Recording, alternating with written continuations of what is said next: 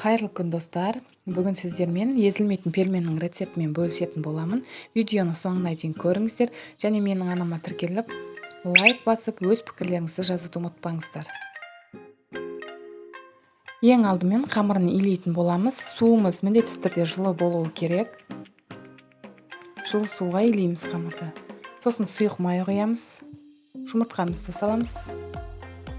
Ұнымызды електен өткізіп, жақсылап қамыр илейміз. Кейін илеп болған қамырымызды 20-30 минутқа қойып қоямыз. Кейін өзіміздің қалауымыз бойынша бөліктерге бөліп, 5-10 минутқа қойып, бетін жауып қоямыз. Қамырымыз дайын боламын дегенше салмасын турап аламыз. Салмасын өздеріңіздің қалауларыңыз бойынша саласыздар. Енді қамырды жұқа қылып жайып аламыз. Кейін пельмендерімізді түйеміз. Мен көбінде пельменді манты қазанға пісіріп аламын.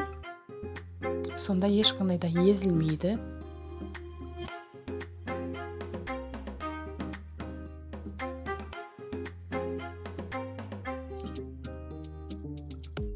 Түйіп болған пельмендерімді манты қазанға пісіріп алдым, ал сорпасын бөлек пісірдім.